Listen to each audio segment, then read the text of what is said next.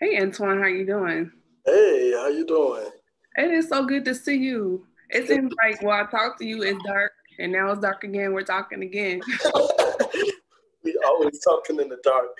I know. So for people that don't know, Antwan and I, we are members of the Mark Coley Business Academy, the 6 a.m. accountability call. And we usually get up before 6 to prep for it. I'm usually up between 5 and 5:30. So that's what we mean by talking in the dark. Um, In the yeah, dark. we get up. We literally get up before the sun every day. Do you see me on Facebook? Yeah, we are alive. Okay. So I'm so glad to have you here. I got to shout out my other friend from the accountability call, Brittany. She sent me the shirt, the Faith Walker Wear t-shirt. So I'm Oh, rocking it. So if you like the shirt, please go support my sister and friend Brittany. She has a lot of cool t-shirts, sweatshirts, everything. So I'm thankful she sent this to me. It's really cool. So I really like it. With that being said, hey, what's up, everybody? It's your girl Camille Essick. I'm the host of the Speaker Podcast, and my guest is Antwan Aiken. Hi, thank you for joining me. Aiken, I'm sorry. How are you doing? good, good. Glad to be here. I know it's so good to see you. What's been going on? I mean, I know we talk about our goals every day, but like, how are you? Like, what's been up? Listen, I'm just trying to make 2021 different than 2020. I Mhm. think 2020 was, and I've heard a lot of people say this, especially people in the entrepreneurial space. 2020 really forced us to be about our business. And it really forced us to think about what's the next level. So I'm just trying to make it happen in 2021. Same here, same here. I will say it just seemed like I won't say it's a continuation of last year, but it's definitely been different. I know like today a lot of people have been paying tribute to Kobe Bryant, his daughter Gianna, and the family members that died from the crash a year ago last year. It just still to me is still surreal that that even happened, you Right. know. But yeah, just that and then politically what we've been dealing with and what we're seeing and definitely just not a year we anticipated, you know? Politically, that's a whole podcast right Right. there. That's probably like 2 or 3 episodes. So Easily, easily. easily. And that's the thing about like podcasting. I love it because it's a space where we can talk about everything. And I really like creating this space where I feel like creatives are safe and they don't feel judged and we can just like be transparent about the things we discuss because I just feel like we see so many people on social media, you know, how they made it or the highlights of the best part of your life, but it's like, well, how did you get there, you know? And I think every creator, we have a journey or a story that really shaped or molded to where we are right now. So I think we need to share those takeaways, those wisdoms, those jewels, those nuggets, and then also just a space to learn from each other. Maybe something that you went through, I can go home. Well, if I see that situation, I know how to, you know, kind of navigate that space or vice versa. And even for the listeners, you never know. Excuse me, how what we go through can encourage other people. I think a lot of times, particularly as a creative or entrepreneur, business person, whatever, there's this mask that people wear to make it seem like they got it all together. In reality, they're battling things. And sometimes that pressure of trying to maintain face, particularly in the space of social media, looking ideal all the time, it can cause some breaks, particularly within the space of mental health. Um, I like social media from a branding standpoint. I think it's a great place to like showcase your best moments or highlights. But like I said, what about the hardest points? There's so many layers in this journey we call life.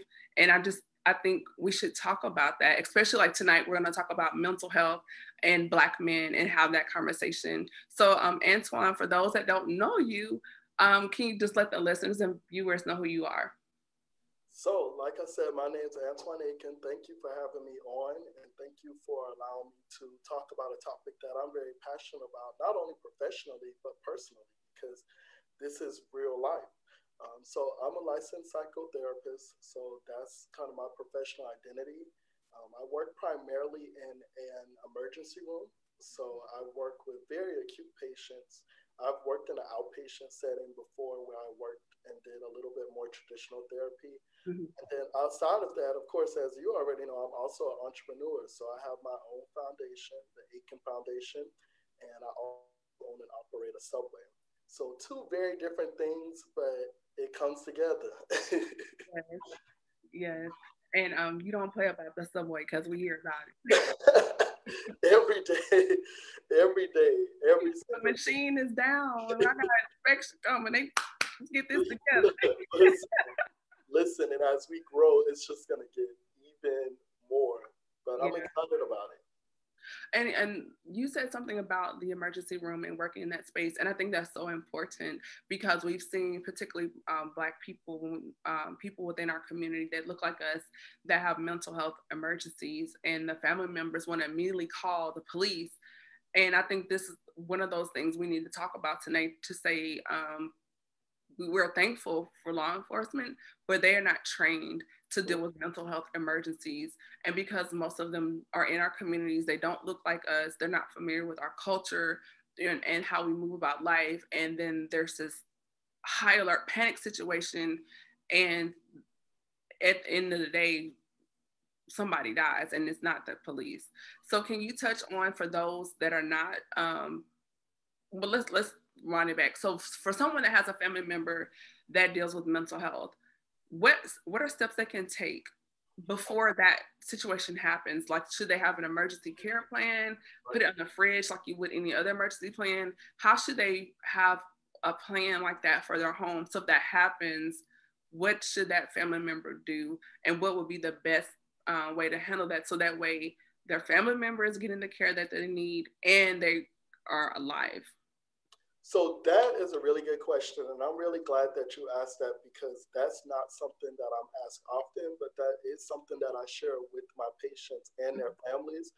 That if you have a family member that has mental health issues, and particularly your acute mental health issues, where somebody can have an episode, where somebody can have a situation where they're in need of immediate services, you definitely need to have a plan of action in place. So, like you said, calling the police is not the first line of defense.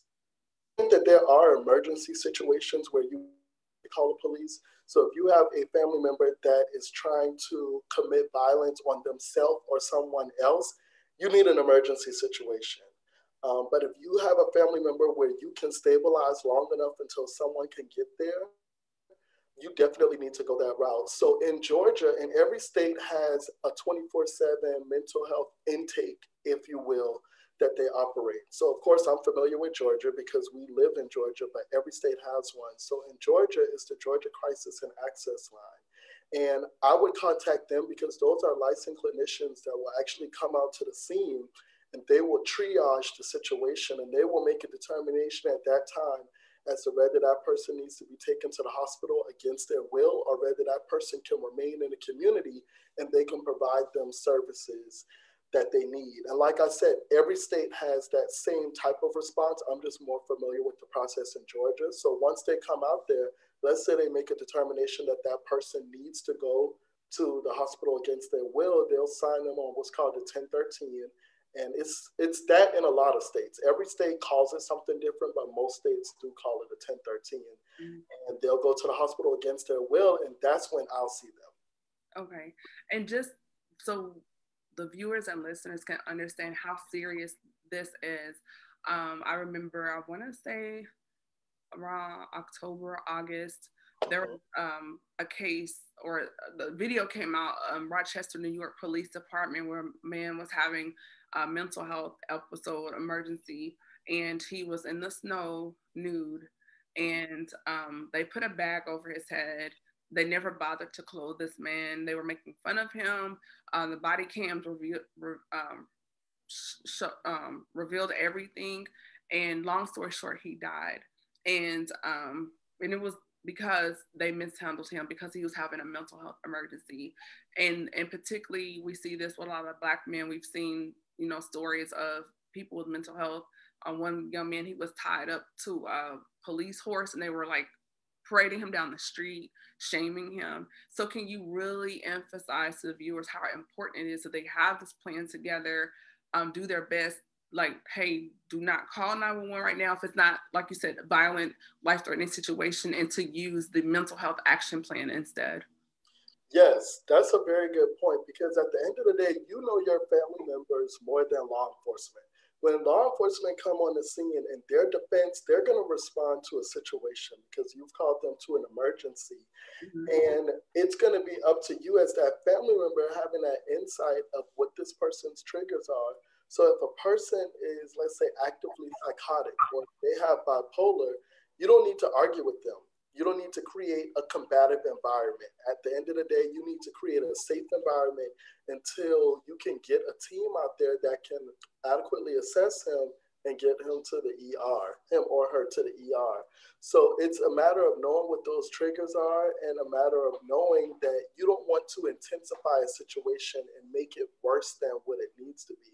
And if you do have to call law enforcement, when law enforcement comes on the scene, you need to immediately make them aware this person has mental health issues. This is this person's triggers. I get them to the hospital safely.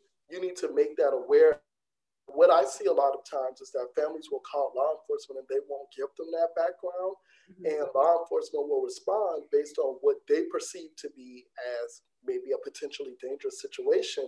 And that can really have some bad outcomes. Yeah, just a very fatal outcome. Right. Yeah, I really hear the passion and your knowledge as far as we're discussing this. So, Antwan, what was your motivation, or what inspired you to enter the mental health field? Because we don't hear about a lot of Black men in your field. So, what was the thing that was like, this is for me? This is so interesting. I get that question a lot, and I feel like my journey is very different than most people's journey. So I never knew that I wanted to be a therapist. I thought that I wanted to be a lawyer. So when I went to college, being a lawyer was kind of my passion. And that passion came from, and it's the same passion that made me want to become a therapist, is as a kid, just growing up in a Southern Black household, I didn't always feel like I had a space where I could really say how I felt. Or how I feel about certain situations, but I always felt something here, but I never articulated it. I never felt comfortable saying how I felt, and I never really had the words to explain how I felt about things going on around me. And I think that that's a common experience for a lot of Black men growing up in this country, and probably a lot of Black people in general, is that when we grow up, we deal with things. Particularly, I grew up in South Carolina, so I'm dealing with things like racism and some of the other topics that I'm talking about today. And when you're growing up in that space, you have a lot of questions, but you don't really have words to describe how you feel. So I was like, I want to advocate for people so that people can have a voice. I wanted to be the voice of the people. And I started taking a social work class as my minor, and just fell in love with the professor, Kendra Deloach. She was an amazing professor. And she really was like, you can really make so much more of an impact, like talking to people, working with people, because you have that insight. People are going to feel comfortable talking to you. So I pursued my master's in social work, and I also got my master's in public administration. And after I finished school, I was like, I don't want to do this. Like, what am I going to do now? And it just, one thing after the next, I was like, well, I'll just pick up a side job. And it just became my passion. Like, I started doing some mentorship. I really liked mentoring young Black men. And I just saw an opportunity for me to really make a difference in their life. When I'm in the ER, when I walk into the room and the patient is a young African-American male, I can de-escalate the situation in ways that my colleagues can't. Mm-hmm. And that's just a fact. And that's not even, that impact is not even just Black men, just men in general. When I walk into the room and I introduce myself as the therapist, it changes that person's perception, and a lot of time those walls come down. That's really good. And going into that, with Black men in the mental health narratives, what were some of the things you experienced growing up that you felt like you couldn't talk? Because I feel like I grew up in Tennessee, so I understand some of those things, even when you add in race on top of culture and amongst other things, you're seen, not heard, don't draw attention to yourself, and what goes on in this house stays in this house, all these things. And so you end up kind of turning inward, we implode or we shut down. So what do you feel like were some of the things that got you to that point as a child? I think definitely. So I grew up in a religious household, and I definitely think I had a lot of questions about religion that there wasn't always a space to ask those questions. It was kind of, this is what we do because this is what we've always done and this is what we're going to do. Definitely questions about like sex and sexuality was not talked about. There wasn't like a, when you turn this age, we're going to sit down and talk about sex. Like those were topics that were really skipped. And for me, I was always an inquisitive person. I always wanted to know the why behind things, and I didn't always get that answer. Even racism, just how you talked about, well, everything that happened in this household has to stay in this household. Or when you go out into society and you interact with different races, this is the code of conduct. And I always thought, well, why? Why does that group get to determine the code of conduct? And those were things conflicts with as a young child that I'm like, I need answers to this. And I didn't get answers to it. And it really kind of, like you said, it created this internal effect of where you learn to internalize how you feel about things versus just expressing them freely. Yeah, I do understand. I grew up, PK and things that. Me too. That's another podcast. That's another podcast. Okay, so we will be bringing you back. Okay, but there were just things you didn't discuss. There were no sit downs. It was like you had to figure it out on your own. You failed and made mistakes, and it was like, oh, and then just so much you didn't know. And I think over time, without the space of proper communication or explanation, things begin to layer, right? And then at some point, there's like pressure. So it's like, where does this pressure go? One thing my grandmother used to say, growing up, she used to say there's more room out than in. And for the longest, I didn't get it, and then it clicked because, you're either going to implode or explode. It's going to go somewhere. So either it's going to come, you're going to fall within, and then that can be destructive, or it can blow up, and that can be destructive as well. So we see that a lot of frustrated Black men, and a lot of it ties into things that happen in their childhood, them not having a lane or space to communicate. And then we see the results of the lashing out, whether it's through the criminal justice system or failed relationships, far end spectrum, narcissism kicks in. You're hiding behind achievement and degrees and hitting the gym and getting the bag and all the stuff, but really, you're not confident. You have low self-esteem. You have security issues. You're very dishonest. You're manipulative, and you fail at relationships. So it's just like, can you kind of hit on that? Yeah, I think that a lot of these things, of course, like everything else, are themes that come up a lot in childhood. And just like you say, I think that, and credit to the generation before us that really had no tools on how to do this. We are a much more empowered generation. So we have conversations about things that the generation before us just didn't have conversations about. But I do think that, kind of like you said, that these are things that are cultivated in childhood and they carry us throughout adulthood, and it really impacts our friendships, it impacts our romantic relationships. So yeah, I completely agree with that.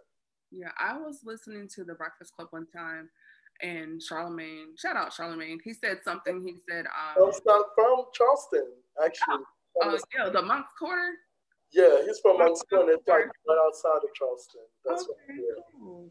Yeah, what's up, Charlemagne? But he said, we're the first generation of our people that have been allowed to explore, experience healing. And I think that was such a poignant statement, because that's true. We're the first generation that's been allowed to heal, because I think our parents, our grandparents, our great-grandparents were so busy fighting Jim Crow, the post-slavery generation, the civil rights generation, then the 70s going into the 80s, the mass incarceration generation of the 80s and 90s. And here we are in the age of technology. And I think they were so busy just trying to literally make it. They didn't have time to sit down and unpack and discuss. And I think now that things, even though culturally, don't get me wrong, we're still dealing with crap, but I think we're in a space now where we're more empowered, we're more educated, and now we're taking leadership roles, whether it's vice president or becoming a senator or governor, or attorneys and judges and lawyers. Now we're in a space where we can kind of grab the reins and just say, okay, stop. We need to unpack some things. We've got some trauma going on that's been generationally passed down, and it's time to address it. Yeah, I completely agree. And you have to keep in mind that our trauma that we have experienced is a trauma of society. And it wasn't until our generation that society even somewhat acknowledged that this is a problem for the entire society. This is not a Black problem. This is not a white problem. This is a society problem. That's really what I feel is even giving us the space to try to heal, is that people that don't look like us or that haven't had our experience are now becoming our allies and recognizing that there are differences and that these things have really impacted a group of people adversely. When it was just us fighting for ourselves, it's hard to heal. It's almost like when you are in a space where you feel like everything is piling on you, you have to reach out to somebody or something for help. It's the same thing. I don't think the generation before us really had anybody to help them. Everybody was kind of going through it. There was no additional help. There was no outside intervention that was really paying attention to, okay, how do you feel? Can you, and I love that response. And going into that, when you were talking about being in the ER and just de-escalating the situation because of your, just because you're there, you're present. Can you kind of touch on, because I don't think some people really understand the stress of being a Black man in America, and then kind of touch on other things that may even add on to that, whether it's orientation or community or social economics. Like, I don't think some people really understand how layered that is. So here's the thing, just like every other institution in society, there is an implicit bias against Black men. There just is. When a Black male comes into the ER, depending on how he presents, there's going to be an implicit bias against him. And the interesting thing is, it's not just race. It can even be a female that will have an implicit bias against how that Black male is presenting. So a lot of times when I see a Black male that comes into the ER, if he is presenting aggressively, which is not different than any other patient that presents aggressively, it's perceived differently. It's perceived as a level of threat.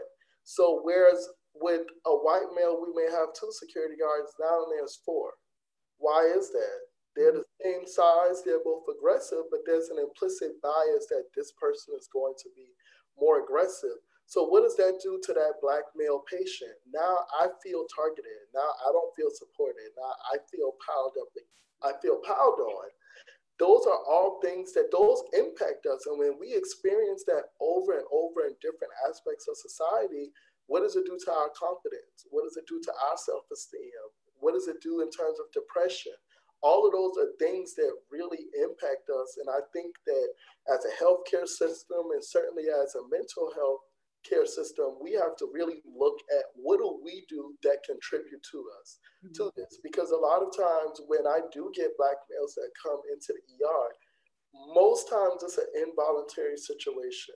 So they have, and suicide, I always thought that suicide was not an issue that Black people dealt with. That a white thing, you know, that's a white problem.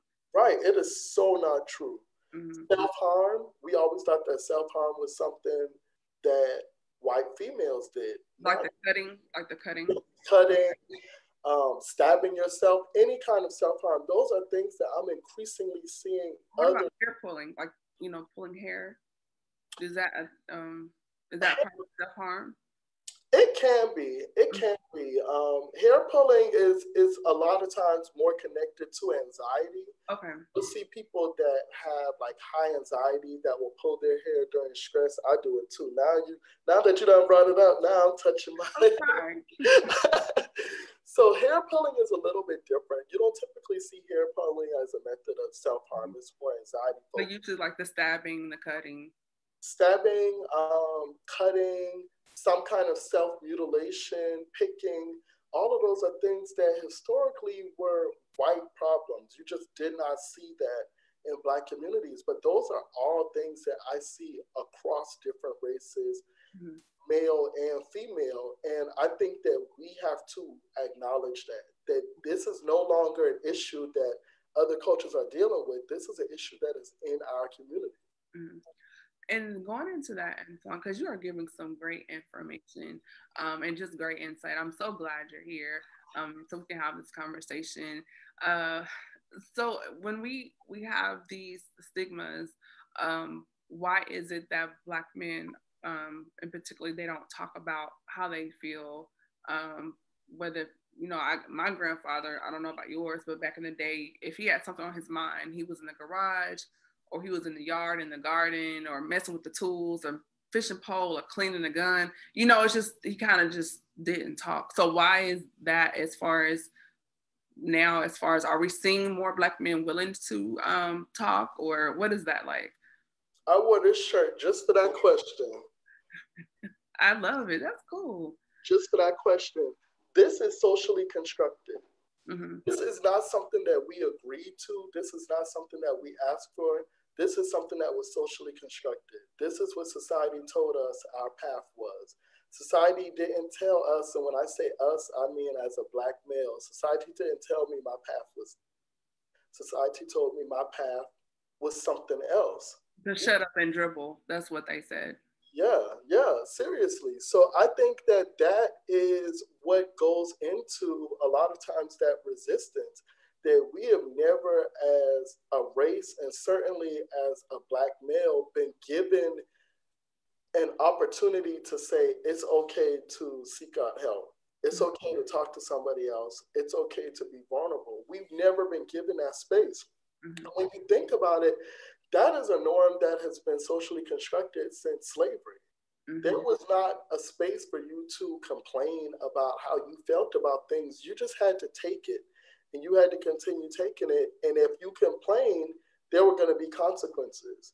And I feel like we still carry a lot of that burden, mm-hmm. that if you complain, that's an aspect of weakness, or if you express how you feel about something, or if you express emotions, that's a form of weakness. Because we hear, what's that, man up, just man up. Just man up. And those, I mean, that was a theme that I had in childhood, certainly. I love expressing how I feel. I don't know any other way. I cannot hold in how I feel about a situation. And that's sometimes to my detriment, but that's just how I've always been wired. I've always wanted to say how I feel, and I've always wanted to hear how other people feel. But that's not the theme that was pushed in my household, because that was seen as a form of weakness.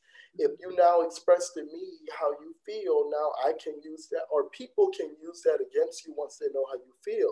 Weaponized, yeah. Yeah, but if I'm secure in how I feel, and if I'm secure in myself, there's nothing nobody can do that can take that security away from me. Right. That needs to be the mindset. Mm-hmm. I think also too, particularly with people of color in the medical field, mental health area, and I hate to say it, 40, and it's Googleable, you can go fact check, but 40% of healthcare professionals feel that people of color have a higher tolerance for pain, or threshold for pain, or have thicker skin. Mm-hmm. And I think that's a lot of times goes into how we were treated generationally. So there's this false sense of, well, they don't need anything, they're fine, they can take it, they're stronger anyway. Can you kind of break down that stigma as far as the threshold of Black people? Or yes, don't get me wrong, we are very resilient. We've survived literally anything. We're still here. We're not going away. That's a fact. But we still have feelings. We have experiences. And I think to just ignore or minimize our hurt, I think is piss poor. Yes, and I think I know what you're talking about. I think that, and I can't speak intelligently about it, but it was a maternal study that was done that determined if mothers had a Black medical provider, their baby was more likely to be born healthy. And then there was also another study, and it may have been tied to that study, that talked about Black patients that had white providers had worse health outcomes compared to if they had a Black provider, because the Black provider would take things more seriously. I totally agree with that. And I totally feel like I eat that. If I go to the ER as a Black male and I don't advocate for myself, who's going to advocate for me? Exactly. If I go to the ER and I complain about one thing, but my medical provider or my mental health provider doesn't do a whole assessment to ask me any other thing that they could possibly be missing, I could be missing something.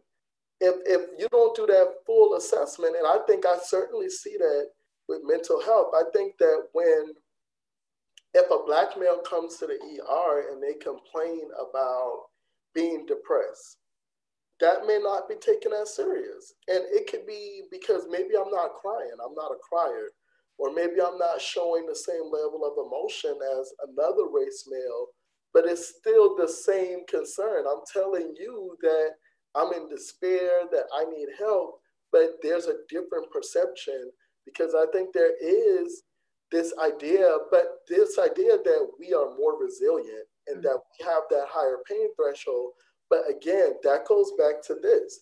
That goes back to that socially constructed view that we don't feel.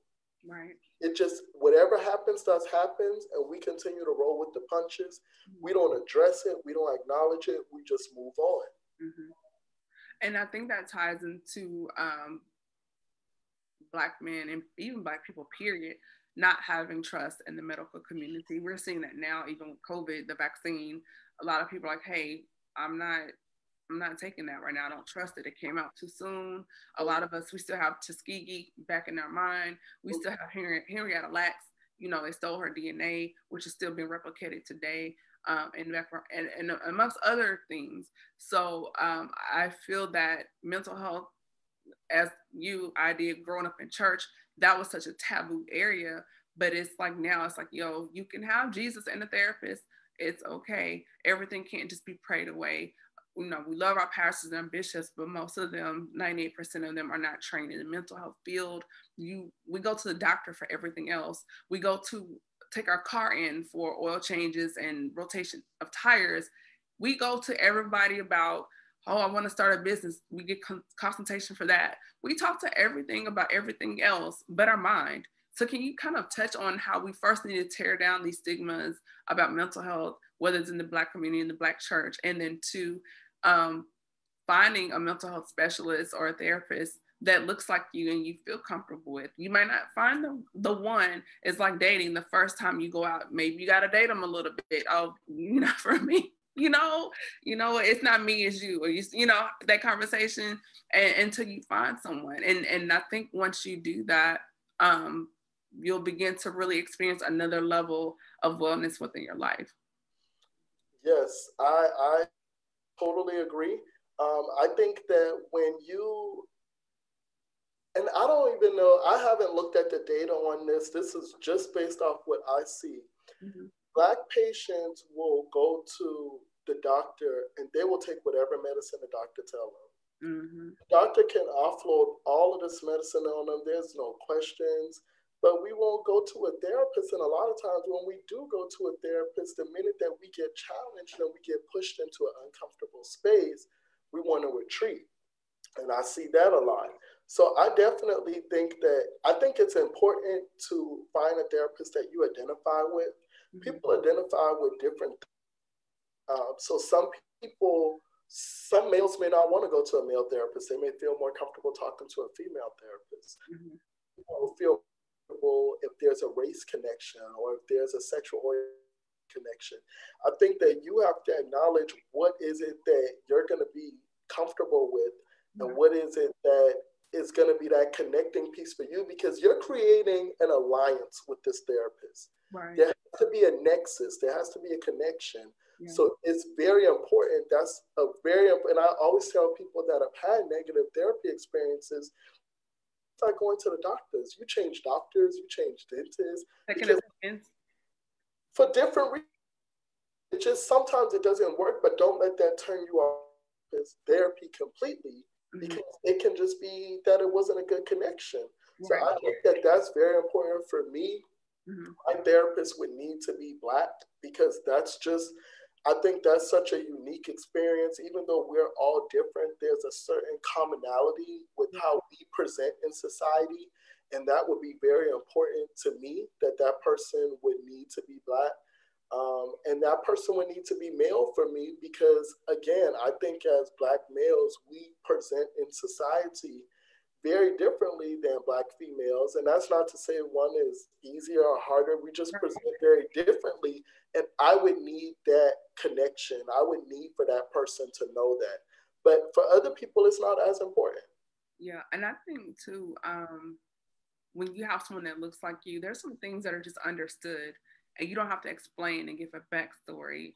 And what does that mean? And break down even certain terminology that's exhausting to even get to what you really want to talk about. It's like you can just cut to the chase and just because they understand, you know. When you said what happens in our household, stay in our household.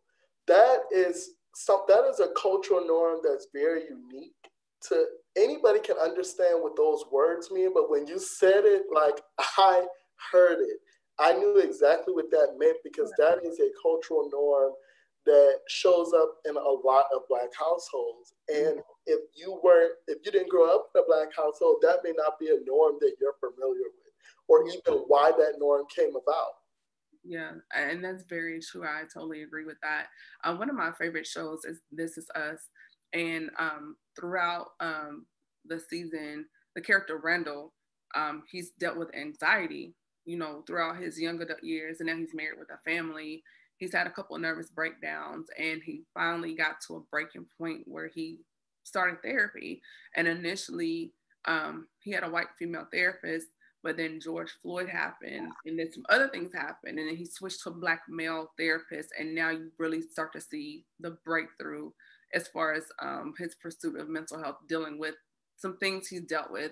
His life was very complex because he was adopted by a white family, and we see how that, you know, in this current episodes, he's talking to his siblings about how they never asked him what it was like to be a Black child in a white household, and the things that he experienced, he couldn't even come home and talk to his family about it because they wouldn't have gotten it. And even when he tried to explain it to his sister Kate, there was such a disconnect, you know, and I think that caused him to have more anxiety. But now that he's with this Black therapist, he's in a space where he can just really vent, and you start to see Randall blossom. It's very important. Very important. Yes, yes. So you have so many things to give us, and I know people may have more questions. And first of all, I want to say thank you, Antwan, just for joining me. You have a wealth of knowledge, and I want to dig into it another time. It's kind of like we want to give them an appetizer thing, come back and catch it again. So for those that have questions or want to book with you or connect with you, where can people connect with you on social media? So you can find me on social media at AG Aiken. So that's AGAIKEN. That is on Instagram. I'm also on Facebook as my name, Antwan Aiken. Also, like I said earlier, I have a foundation that is really eradicating some of these inequalities that we see in minority communities. So you can visit my foundation at www.theaikenfoundation.org to learn more about my foundation and ways that you can support my foundation. Thank you. And if there were any takeaways that you wanted to give the brothers on here that are maybe watching or listening, what would they be? I think my takeaways definitely would first be language. We all have to be careful about how we talk about things. We have to be careful when you use words like toxic masculinity that we haven't talked a lot about, but those are real words. Mm-hmm. Be very careful the words that we use. We have to make sure that when we talk about ourselves and when we talk about our family members that do have mental health issues, that we are using strength-based words, because those words absorb into a person's spirit. And you don't want a person's spirit to be absorbed with negative words. We have to make sure that we call it what it is. If somebody has mental health issues, don't treat them like that uncle that's in the back room at your grandmama's house. Don't say that. Off soul food, he was in the back. Yeah, like don't say that person. that somebody in their drink.